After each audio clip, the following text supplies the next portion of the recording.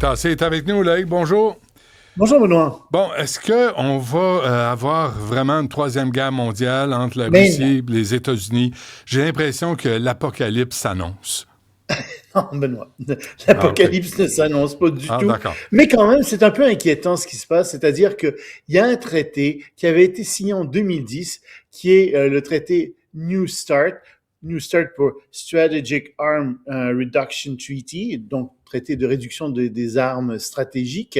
Il avait été signé en 2010 et en fait, comme je te disais, il faisait partie d'une longue série de traités. Le premier avait été signé en 1972 entre Nixon et Brejnev à l'époque, et c'était des traités qui visaient à diminuer le nombre d'ogives nucléaires entre l'Union soviétique à l'époque et les États-Unis. Alors, le nouveau traité qui avait été signé en 2010 visait à réduire le nombre total de missiles à 800 et le nombre total de chaque côté et le nombre total d'ogives nucléaires à 1550 de chaque côté. On parle des ogives nucléaires déployées parce que ces pays ont quand même des ogives aussi en réserve qui n'ont pas encore déployé. Bon, alors malheureusement, ce traité a pris fin aujourd'hui. Il n'a pas été renouvelé.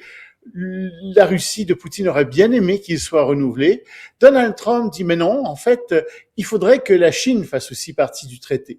Pourquoi? Mais parce que la Chine, qui autrefois n'avait que quelques centaines de bombes atomiques, peut-être 300, eh bien, elle augmente son stock de bombes atomiques de manière considérable. Elle est rendue au moins à 600 bombes atomiques et elle veut en avoir d'ici 2035, elle veut en avoir, elle aussi, 1500. Et les Chinois disent, non, non, on rentre pas dans ce traité-là maintenant, peut-être éventuellement plus tard, sous-entendu, quand nous aurons autant de bombes atomiques que vous. Donc, c'est pas signé. Est-ce que c'est l'apocalypse? Non, pas du tout. On se souviendra que dans les années 70, chaque côté avait à peu près 35 000 bombes atomiques. Donc, on est très loin de là où on était. Mhm. Et le fond du problème avec ces bombes atomiques, ce nombre de bombes atomiques, c'est pas qu'elles peuvent détruire plusieurs fois la Terre. On s'en doute bien qu'à 1500 bombes atomiques, oui, ça peut détruire une grande partie de la civilisation humaine. C'est pas ça le problème. C'est toujours un problème militaire de première frappe, deuxième frappe, éventuellement troisième frappe. C'est ça que les militaires veulent et c'est pour ça que on essaie de garder un certain équilibre en se disant bon, il n'y aura pas nécessairement de quatrième frappe, etc. Parce que ça coûte super cher l'armement atomique. Les budgets sont secrets, mais on estime qu'aux États-Unis, c'est l'équivalent d'à peu près 10% du budget militaire annoncé. On ne sait pas combien, encore une fois, il y a de budget pour le nucléaire comme tel. C'est un budget à part. Donc, ça représenterait à peu près 100 milliards de dollars par année. C'est beaucoup d'argent. Mhm. Et la question, c'est s'il n'y a pas de traité, à ce moment-là, est-ce qu'on s'en va vers une prolifération? Probablement, mais ça va surtout coûter très, très cher. Et les pays ont autre chose à faire que de mettre de l'argent dans du nucléaire après un certain plafond. Ouais, C'est ouais. d'ailleurs pour cette raison-là que une de ces raisons, en tout cas, que l'Union soviétique était tombée. Parce qu'elle avait mis trop d'argent dans son armement, en particulier dans son armement Ouais. nucléaire. Sous Ce serait trop long Gorbatchev. ici d'expliquer pourquoi. Ouais, ouais, ouais. Gorbatchev avait fait ça. Ouais. Gorbatchev avait tenté de réduire, mais non, c'était à la fin de l'ère Brejnev, et puis c'était en fait parce que les Américains s'étaient alliés aux Chinois, et à ce moment-là, les Soviétiques avaient été obligés de déplacer un certain nombre de leur armement nucléaire vers la Sibérie, d'en produire d'autres. Enfin bref, la menace nucléaire pour eux avait augmenté, et donc ils avaient produit beaucoup plus d'armements nucléaires, et ça avait entraîné, c'est une des raisons pour lesquelles leur économie était tombée. Mais donc, on veut pas OK. que ça arrive. OK. Parlons de Voilà. la France et la lutte à l'État islamique. Ben oui, c'est la priorité absolue de la France. Qui a dit ça? Eh bien, c'est le ministre des Affaires étrangères de la France, Jean-Noël Barrot, qui est en visite en Syrie. Faut le savoir, par exemple, parce que vois-tu, quand on regarde ce qui se passe en Afrique de l'Ouest, où Hmm. l'État islamique est en train de faire des conquêtes incroyables, on s'en doute pas vraiment, parce que vois-tu, au Proche et au Moyen-Orient, où l'État islamique avance aussi, ben on s'en doute pas vraiment. Mais M. Barrot nous dit non, non, non, ça fait 10 ans que c'est notre priorité absolue Ah, et on s'en occupe.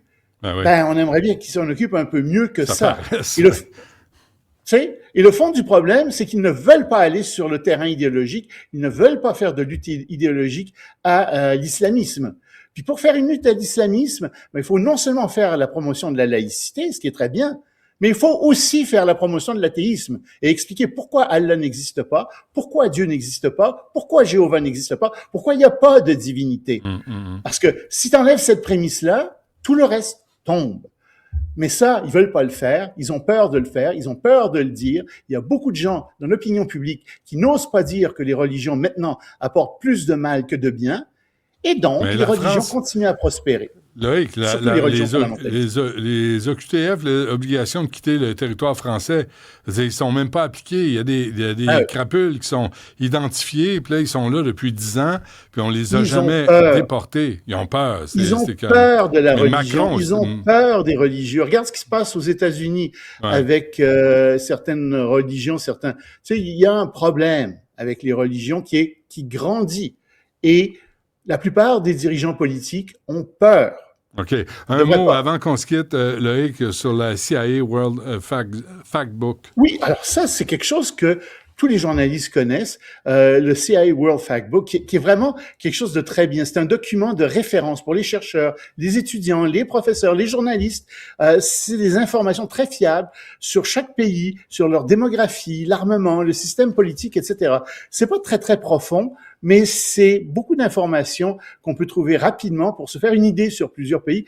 Et c'est de l'information qui est considérée comme de l'information en général très juste. Ça existe depuis 1962. Ben, ça avait été ouvert au public quelques années plus tard. Ben, figure-toi que Trump vient de mettre la hache là-dedans. Ça n'existera plus. Ce sera plus disponible au public. Il y aura plus d'informations là-dessus. Pourquoi? Parce que le FBI qui produit ça, la CIA qui produit ça, on dit, vous savez, c'est pas notre mission centrale, donc on le fera plus. Très bien. Loïc Tassé, merci. À demain. À demain.